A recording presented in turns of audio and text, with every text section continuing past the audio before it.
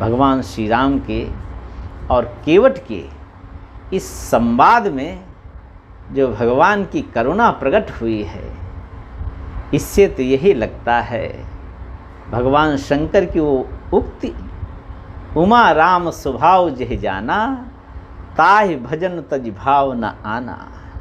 भगवान इतने सरल हैं, सरल सबल साहिब रघुराजू। इतने सरल हैं भगवान राम और इतना करुणा करने वाले भगवान राम है। यह दृश्य श्रृंगबेरपुर में गंगा जी के तट पर स्पष्ट दृष्टिगोचर होता है। भगवान श्री राम वनगमन की यात्रा में हैं और साथ में भगवान श्री राम के लक्ष्मण जी हैं, सियाजू हैं और श्रृंगबेरपुर के राजा निषाद राजगु हैं। अभी अभी भगवान श्री राम मंत्री सुमंत जी को बरबस पठाकर रथ पर बिठाकर और गंगा जी के तट पर आए और गंगा जी के तट पर आकर भगवान श्री राम ने एक नाविक देखा जो गंगा जी से थोड़ी अंदर धारा में बैठा हुआ है नाव पर अपनी। भगवान राम ने कहा, केवट भैया नाव ले आओ, मुझे गंगा के उस पार जाना है। मांगी नाव न केवट आना, लेकिन केवट ने आने से जब मना कर दिया भगवान श्री राम को तो बड़ा आश्चर्य हुआ। और उससे भी बड़ा आश्चर्य ये हुआ कि उसने कहा, आपका मर्म मैं जानता हूँ। अब जिसका मर्म विधि हरि शंभु नचावन हारे जो हैं, उनका मर्म कौन जान सकता है। ऐसे भगवान श्री राम के मर्म को वो जानता है, ऐसा वो उसका कहना है। वाल्मीकि जी का ऐसा कहना है श्रीमद् रामचरितमानस में। अगर देखा जाए तो वाल्मीकि जी ने भगवान राम की प्रार्थना करते हुए कहा है, राम स्वरूप तुम्हार वचन अगोचर बुद्धि पर। हे राम, आपका ये जो स्वरूप है ये वाणी का विषय नहीं और बुद्धि भी यहाँ तक नहीं पहुँच सकती जो ये आपका स्वरूप है। ये ब्रह्मज्ञानी परमर्श वाल्मीकि जी कह रहे हैं। राम स्वरूप तुम्हार वचन अगोचर बुद्धि पर, अविगत अलख अपार, नेति नेति निति निगम का। वेद भी आपके इस स्वरूप का वर्णन नहीं कर सकते हैं, नेति नेति कहकर कहते हैं। क्योंकि जग पेखन तुम देखनिहारे, विधि हरि शंभु नचावनिहारे। ब्रह्मा विष्णु और शंकर जी भी आपके इशारे पर नाचते हैं, लेकिन आपके मर्म को ब्रह्मा विष्णु और महेश भी नहीं जानते। तेऊ न जाने मर्म तुम्हारा, और तुम्हें को जाननिहारा। वाल्मीकि जी ने फिर इसका समाधान भी दिया कि आपको जानता कौन है, आपके मर्म को कौन जानता है। वाल्मीकि जी ने आगे कहा, सोई जाने जेह देव जनाई, जानत तुम्हें तुम्हें हो जाई।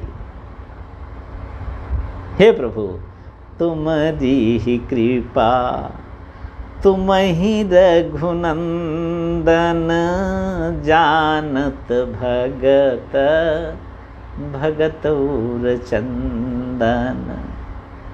चिदानंदमय देह तुम्हारी, विगत विकार जान अधिकारी। आप जिसको अधिकारी समझते हो और जिस पर कृपा करते हो राघव, वो आपका स्वरूप जान जाता है। वैसे तो आपके मर्म को ब्रह्मा विष्णु और महेश भी नहीं जान सकते, वेद भी नहीं जानते हैं, नेति नेति कहकर गान करते हैं। और ये अनपढ़ गंवार केवट जो जिंदगी भर केवल नाव चलाने के अलावा कुछ जानता नहीं, वो कह रहा है मैं आपके मर्म को जानता हूँ। और नाव को आगे ला भी नहीं रहा है किनारे पर, और नाव में ही बैठा हुआ हाथी।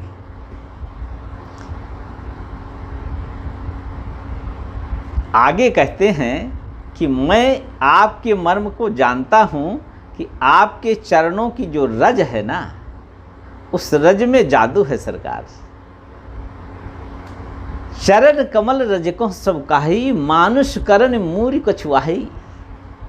इसमें कुछ ऐसा जादू है कि वो पत्थर को भी नारी बना सकता है। छुअत शिला भई नारी सुहाई, पाहन तेन काठ कठिनाई। और मेरी अगर ये तरिनी मुनिघरनी हो गई तो मेरा धंधा चौपट हो जाएगा। मेरे जो 10-12 बाल बच्चे हैं वो सब भूखों मर जाएंगे सरकार। इसलिए क्योंकि यही प्रतिपालों सब परिवारों, नहीं जानो कछु और कबारू। अगर प्रभु पार जाना चाहते हैं आप, तो आपको अगर आवश्यकता है तो जो प्रभु पार अवश्य गा चाहो, वैसे तो न जाओ तो अच्छा है, लेकिन अगर आप पार जाना ही चाहते हैं तो आप एक काम करवा लीजिए, मुझसे कहिए कि केवट भैया आओ और मेरे चरण पखार लो। पखार लो का मतलब है कि जो विवाहित है वो सपत्नी सपरिवार जब चरणों को धोता है अनुराग के साथ में किसी पात्र में रखकर, तो उसे पैर पखारना कहते हैं।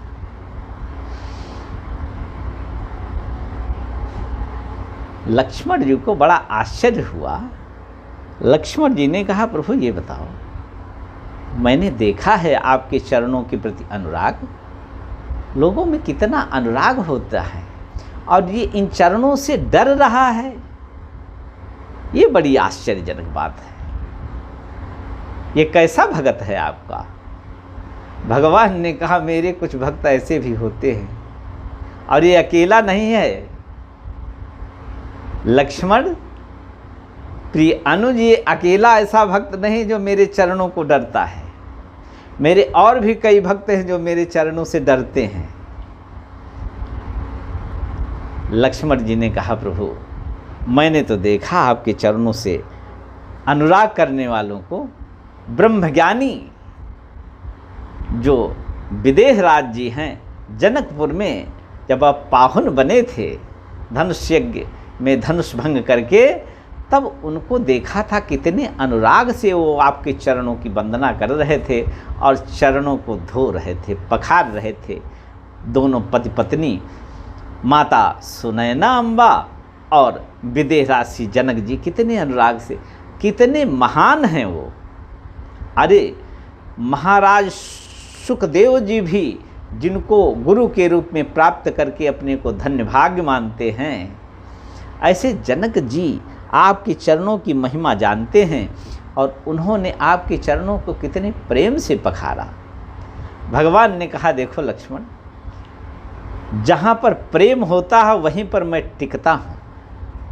राजा जनक के अंदर मेरे प्रति अनुराग था, मैं वहाँ टिक गया और उनसे अपने चरण कमल पखरवा लिए।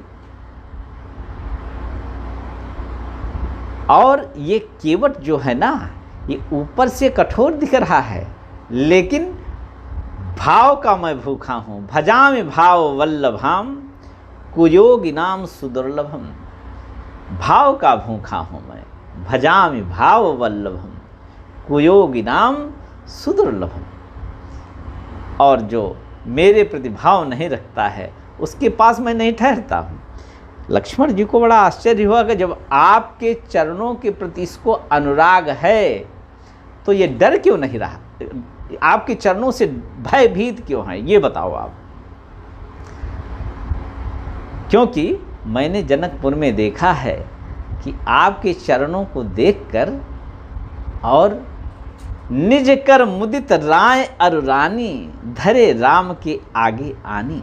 लक्ष्मण जी ने कहा, मैंने ये देखा है कि इतने सेवक होते हुए जनकपुर में राजा जनक जी और अम्बा सुनैना ने अपने हाथों से वो मणिमंडित सोने की परात लाकर रख दिया आपके सामने, और सोने के कलश में जो जल भरा हुआ था, निज कर मुदित राय अरु रानी, धरे राम के आगे आनी। और गोस्वामी जी लिखते हैं, बरु बिलो की दंपति अनुरागे, पाए पुनीत पखारन लागे। भगवान श्री राम के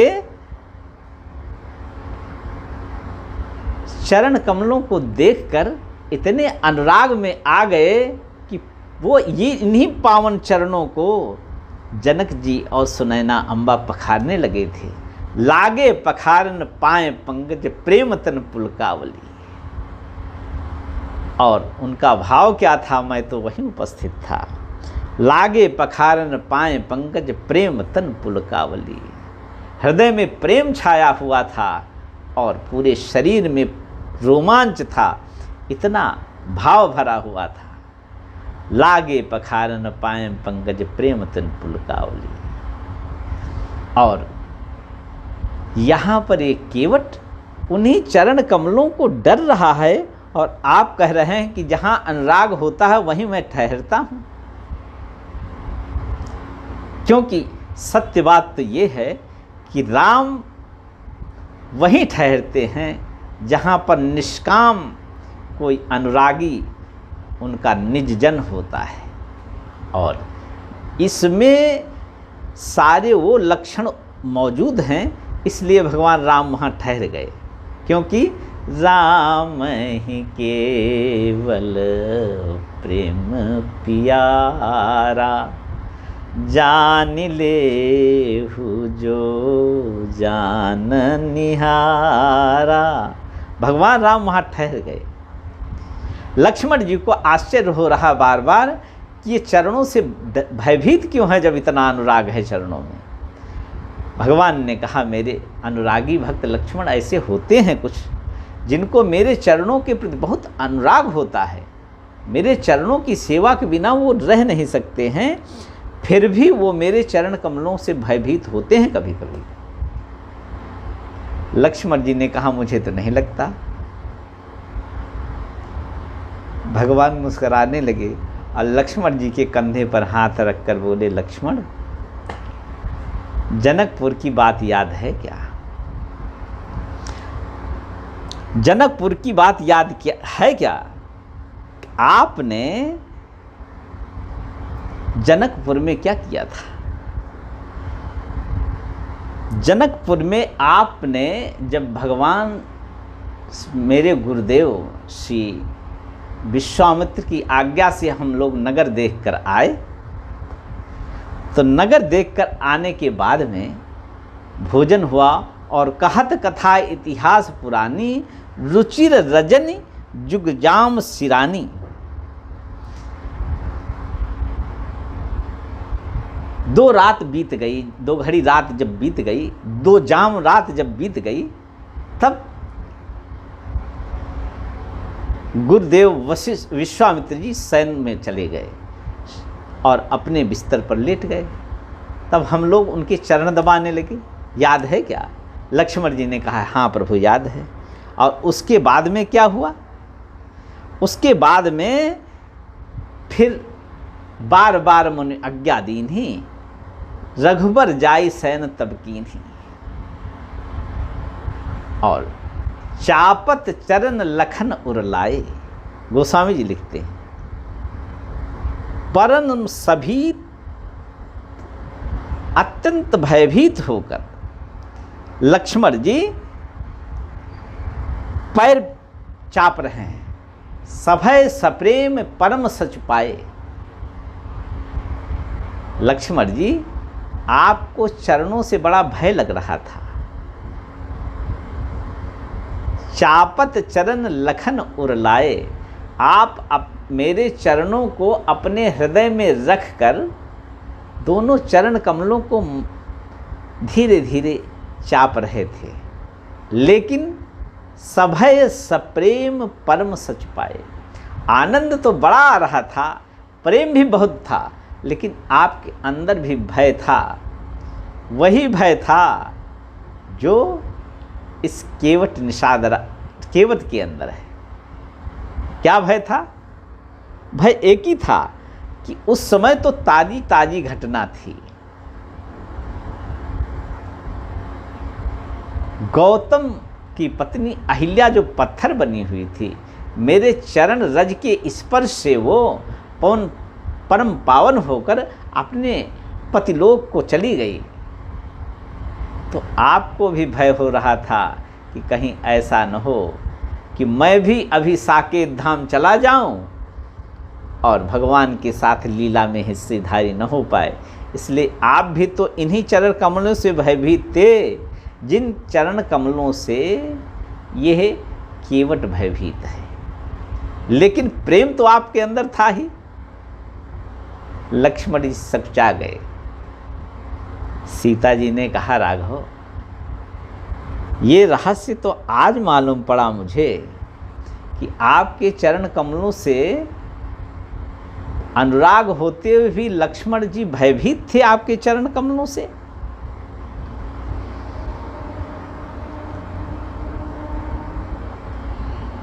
भगवान मुस्कुराए, बोले, लक्ष्मण जी अकेले नहीं भयभीत होने वाले मेरे चरण कमलों से, और भी लिस्ट में, सूची में और भी नाम है। जिस तरह से ये केवट मेरे चरण कमलों से भयभीत है, लेकिन अनुराग से युक्त है, उसी तरह से इन भयभीत होने वाली की लिस्ट में आपका भी नाम है। सीता जी बोले, मेरा नाम? बोले, हाँ। उस समय की भी याद करो बात। किशोरी, उस समय की बात याद करो जब आपने मेरे वरमाला डाला था, धनुष भंग हो गया, तब गाँव ही छवि अवलोक सहेली, सिय जयमाल राम उर्मेली। बोले, याद आई घटना? सीता जी ने कहा, पूरी याद है मुझे घटना। मैंने आपके जयमाल डाला था सरकार जी, सारी घटना मुझे याद है, क्योंकि मेरे साथ ही घटित हुई थी ये। तो गोस्वामी जी लिखते हैं, रघुबर उर जयमाल, देखी देव बरसहि सुमन, सकुचे सकल भुआल। सभी राजा सकुचा गए, जिम बिलो की रवि कुमुद गन। जैसे नक्षत्र और तारे फीके पड़ जाते हैं सूर्य भगवान के उदय होने पर, इसी तरह से आपकी इस यश को देखकर सारे देव राजा जो वहाँ उपस्थित थे, जो बड़ी बड़ी डींग हाँक रहे थे, वो सकुचा गए।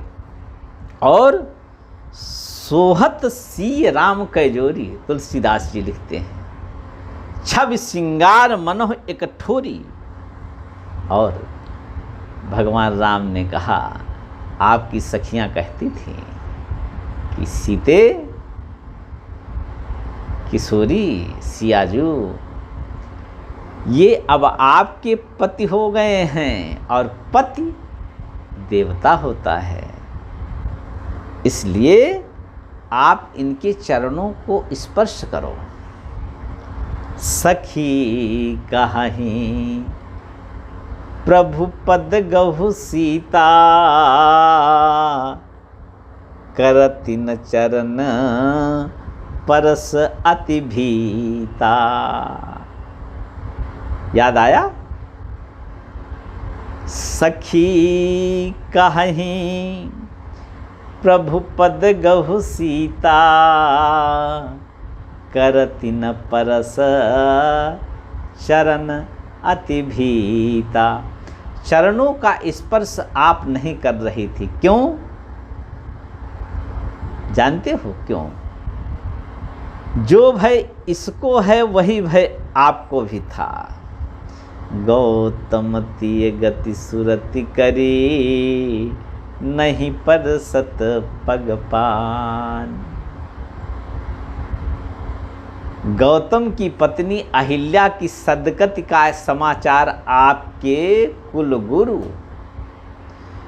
जो गौतम के पुत्र सतानंद जी थे उन्होंने बताया था, और जनकपुर में ये पूरा समाचार फैल गया था कि जो हमारे कुलगुरु हैं उनकी माँ अहिल्या अभी तक जो पाप के कारण शिला बनी हुई थी वो तर गई भगवान श्री राम के चरण की रज के स्पर्श से।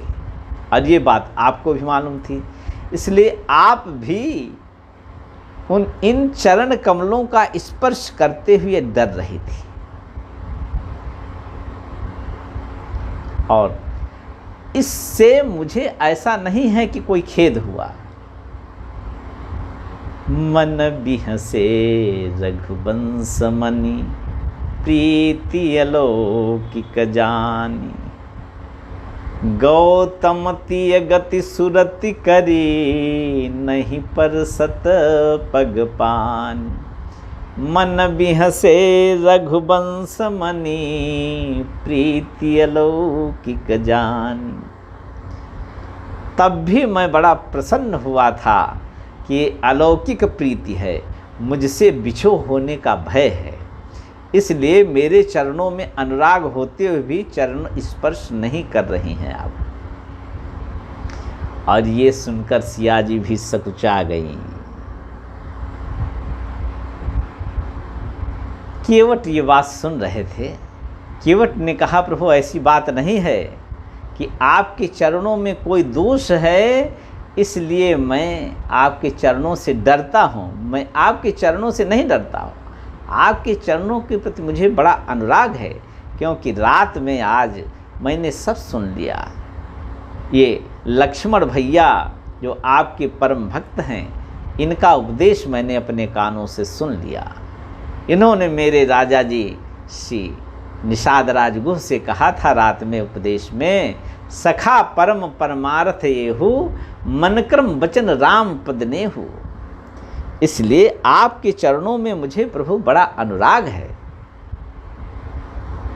और कवितावली में गोस्वामी जी तुलसीदास जी कहते हैं कि केवट ने भगवान से कहा, रावरे दोष न पायन को पग धूरि को भूरि प्रभाव महा है।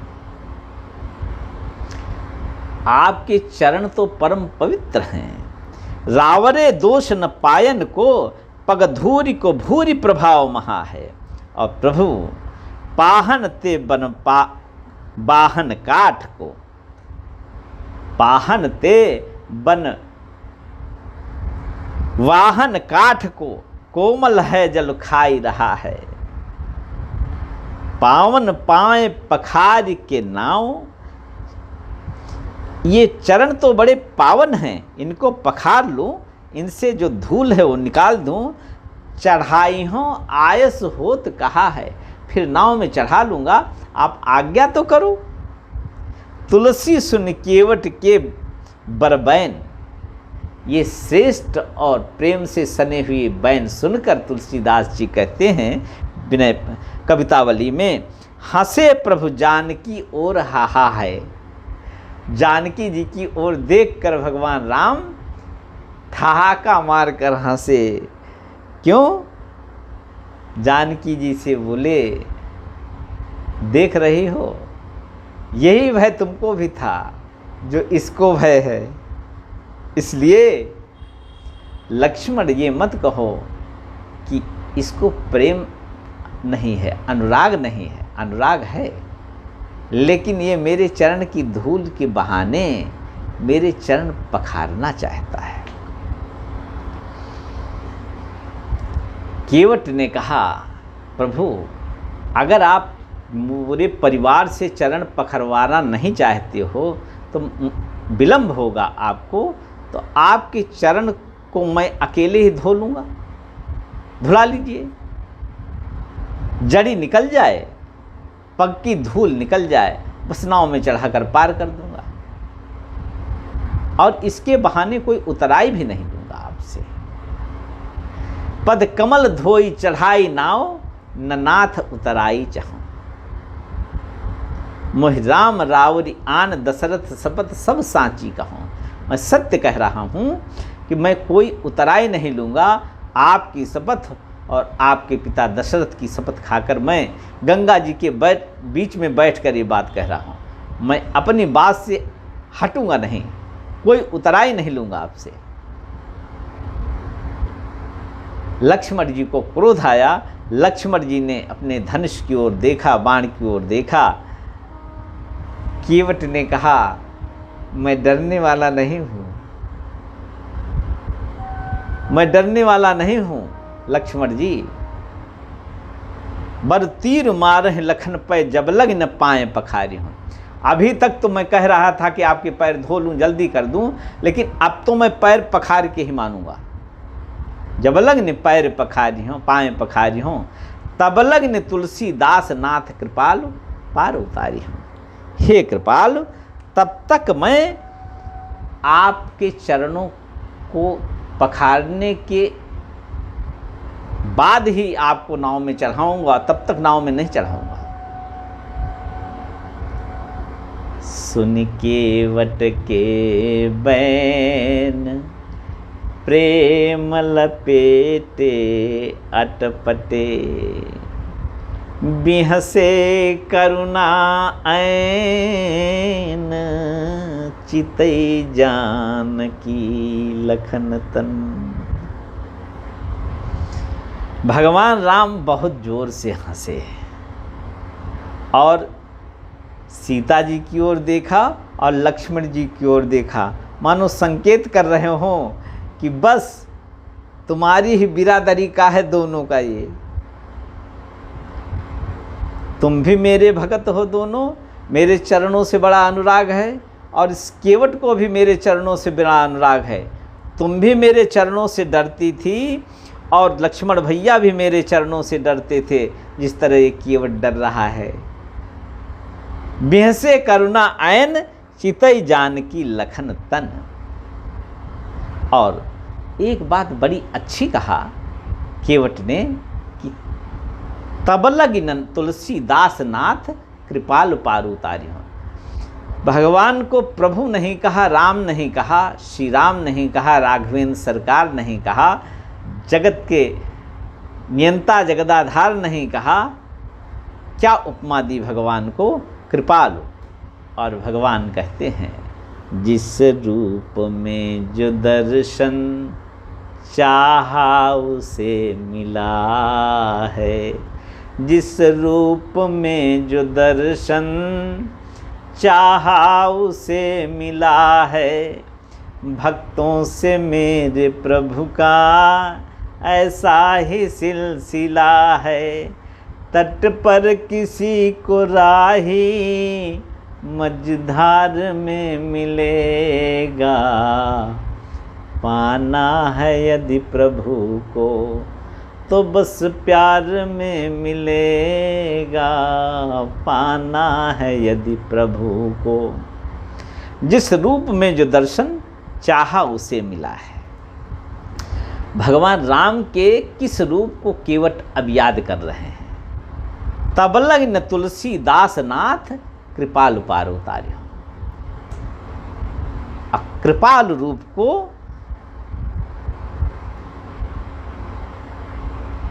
केवट भैया याद कर रहे हैं और भगवान राम अब कृपालु बन गए।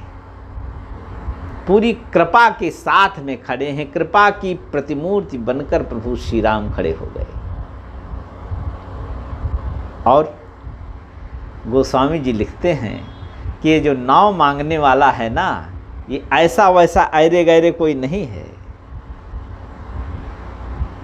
नाम अजामिल से खल कोटि, अपार नदी भव बूढ़त काढ़े। कवितावली में तुलसीदास जी लिख रहे हैं कि अजामिल जैसे पापी को अपने पुत्र के बहाने जिसने भगवान का नाम एक बार लिया नारायण, और यमदूतों को फटकारने के लिए भगवान के पार्षद आ गए। अरे इसको कहाँ बांध रहे हो, ये तो परम पवित्र है।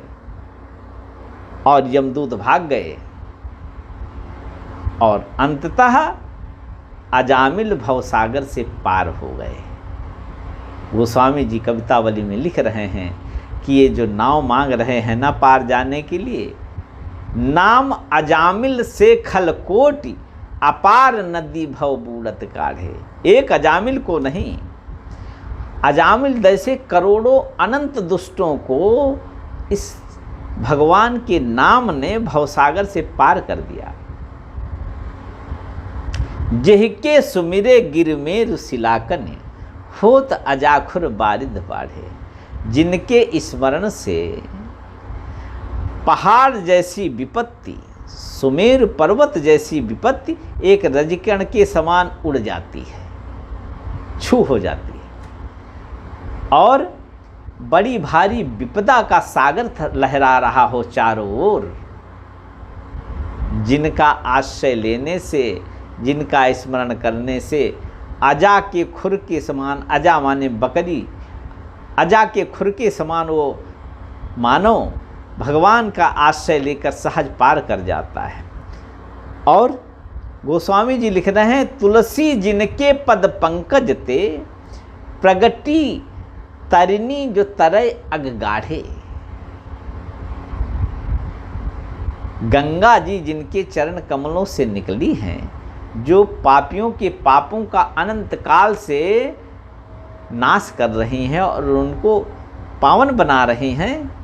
तुलसी जिनके पद पंकज ते प्रगति तटनी जो तरय अगगाढ़े। अरे गहरे प्रभु नहीं है, सो प्रभु स्वय सरिता तरिबे कहाँ, मांगत नाव करार होए ठाढ़े। ऐसे प्रभु गंगा जी के तट पर खड़े होकर केवट से याचना कर रहे हैं, केवट भैया नाव ले आओ, मुझे पार कर दो। और केवट भैया प्रेम के बल पर भगवान से कह रहे हैं, मैं नाव नहीं लाऊंगा, क्योंकि राम ही केवल प्रेम प्यारा। और भगवान राम के कृपाल स्वरूप का स्मरण करके भगवान राम को इस तरह से मना कर रहे हैं। भक्त लोग एक प्रार्थना गाते हैं भगवान श्री राम की, लोकाभिरामम रणरंगधीरम राजीवनेत्रम रघुवंशनाथम कारुण्यरूपम करुणाकरंतम श्रीरामचंद्रम शरणं प्रपद्ये। भगवान से भक्त कहते हैं, कारुण्य रूपम करुणाकरंतम, आप साक्षात करुणा के स्वरूप हैं। करुणा ही आप मान लो, करुणा का ही विग्रह हैं आप, और करुणा करते हैं अपने भक्तों पर।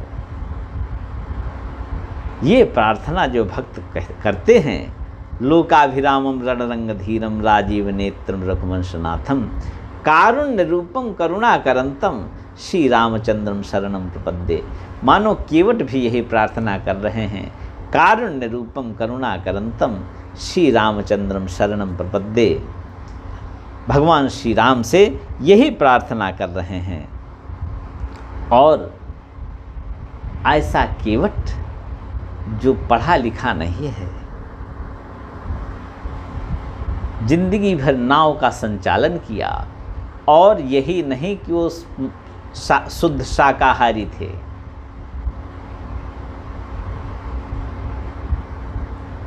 मांसाहारी भी थे।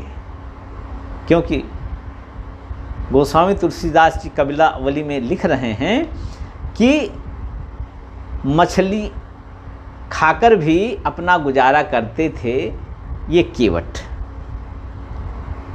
और भगवान श्री राम की महिमा का गान एक ही रात सुना, और एक रात के सत्संग से इतना प्रेम हृदय में उमड़ आया कि भगवान राम उस प्रेम के बंधन में बंधकर याचक बन गए।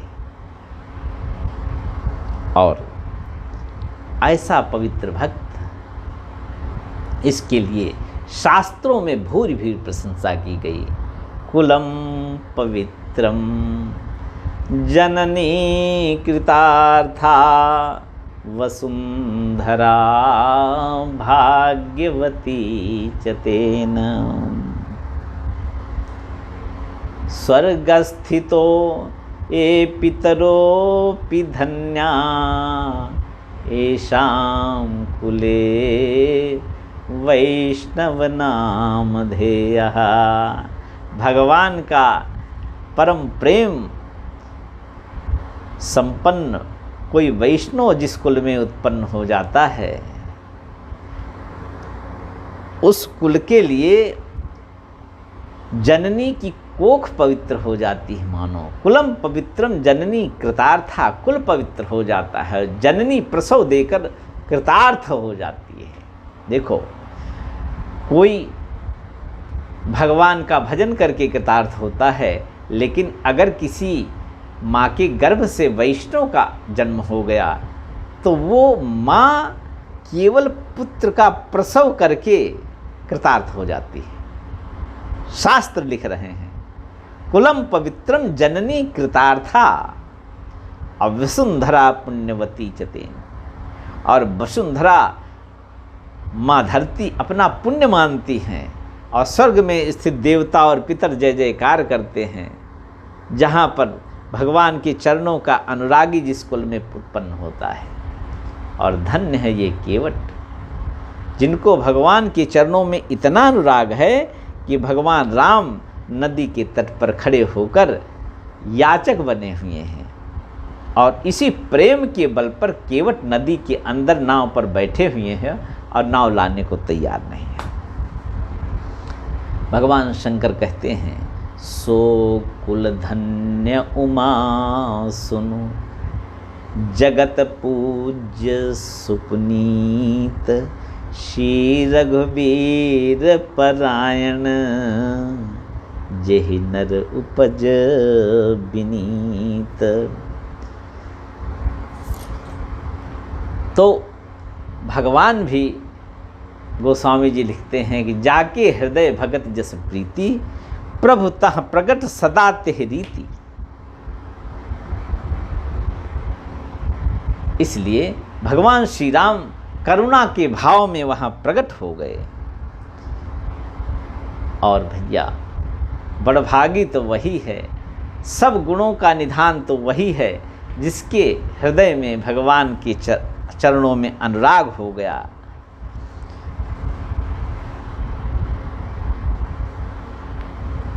कृपा सिंधु बोले मुस्काई। और इस केवट की ढिठाई पर उनके राजा निषाद राज गुह ये देख रहे हैं कि भगवान राम को बुरा क्यों नहीं लग रहा है। उनको बड़ा आश्चर्य हो रहा है कि भगवान राम को बुरा क्यों नहीं लग रहा है, क्योंकि शर्त तो यही है कि भगवान राम को अगर तुम्हारी बातें जरा भी बुरी लगी तो मैं तुमको वहीं दंडित करूँगा। क्योंकि निषाद राज से यह केवट दो बातें मनवा कर आया है। पहली बात कि इस घाट पर मेरी नाव लगेगी, और दूसरी बात कि मैं जो बात करूं उसके बीच में आप टोकना नहीं राजा साहब। तो उन्होंने अदबंध लगाया था कि इतनी बात करना जिससे भगवान को कोई कष्ट न हो, असहज न हो भगवान। नहीं, मैं तुमको टोकूंगा और भगवान असहज हो तो मैं दंडित करूंगा। लेकिन भगवान को मुस्कुराते हुए देखकर निषाद राज गुह को बड़ा आश्चर्य हुआ। और इतना ही नहीं, कृपा सिंधु बोले मुस्काई सोई कर जेहि तव नामन जाई। भगवान राम ने कहा कि भैया अब वही तुम करो अपने मन की जिससे तुम्हारी नाव बची रहे। जो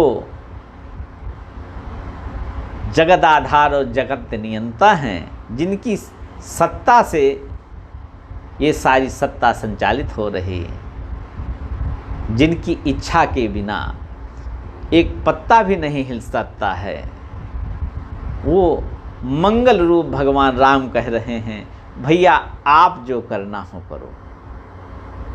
और वो भी मुस्करा कर कह रहे हैं, ऐसा नहीं किसी दबाव में आकर कह रहे हैं। कह रहे हैं कृपा सिंधु बोले मुस्काई, सोई कर जेहि तब नाव न जाई।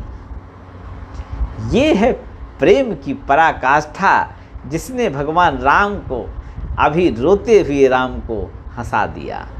जब सुमंत को विदा करके भगवान राम आ रहे थे ना, तो पिता की याद में, पिता के संदेश को सुनकर भगवान राम अपने कर्तव्य का पालन करने के लिए आगे तो बढ़े वन की ओर, लेकिन अनुरागियों के अनुराग के कारण भगवान राम के नेत्रों से जो आंसू बहे थे ना, उनकी लकीरें छपी हुई थी, अभी मिटी नहीं थी।